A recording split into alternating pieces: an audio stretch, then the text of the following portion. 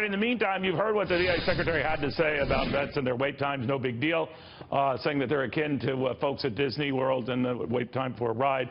Well, that really stuck at the core of a lot of people, including yours truly, and including U.S. Senator Roy Blunt from the fine state of Missouri, who said that's enough to have the guy pack up and leave. The senator joins you right now. Senator, you're probably aware that today, at least, he tried to dial that back a little bit, but you argue too little too late. Well, I'm surprised it took him that long to realize just how out of touch that comment is. You know, for too long, we've had too many people running the VA who wanted to run the VA based on what was better for the Veterans Administration rather than what was better for veterans. This is a guy that I actually thought, coming from the private sector, would be willing to compete, and they've taken the bill that I co-sponsored, that we passed a year ago, and made it almost impossible to be one of the competitors to the Veterans Administration. Let the Veterans Administration compete for veterans health care and see if they can do a better job. They're not doing it right now. If he had a private sector job, he would have already be gone.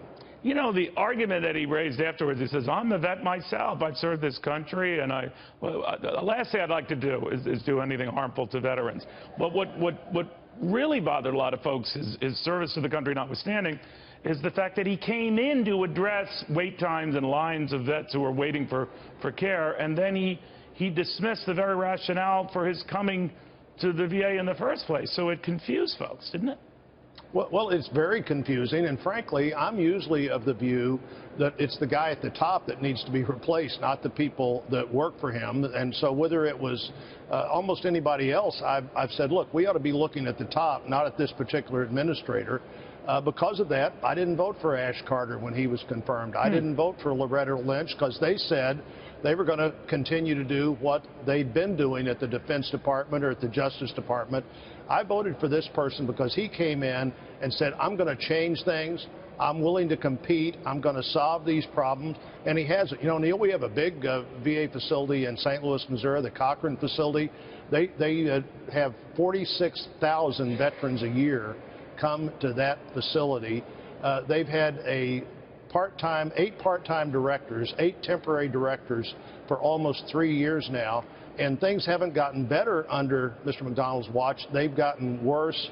I'm tired of it. I think a lot of people are tired of it, and maybe most importantly, a lot of veterans are tired of it, and they want to see some real competitive change. You know, he did mention the Disney comparison. My immediate thought was, well, why don't you do what Disney does and find a way to deal with lines? And Disney has come up with things like fast passes and ways to get people through lines a little bit faster. I mean, but that's a gimme.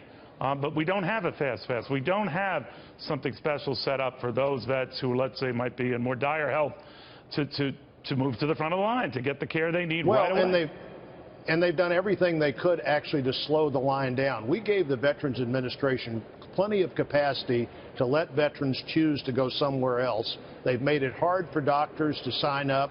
Instead of saying, okay, anybody that's already signed up for Medicare, you can also be a VA provider. They said, oh, no, you're going to have to go through a whole set of other circumstances. And by the way, we're going to be really slow in paying you. We passed a law that said if you're more than 40 miles from a facility, you can go to an alternative facility. We're changing the law right now to make it clear we mean a facility that provides the service the veteran needs, not somewhere that takes your blood pressure and you need open heart surgery. They've resisted every possible thing that would eliminate those lines, give veterans more choice and more options for care than they have now. It's ridiculous. Senator, thank you very, very much. We do appreciate it. Exactly.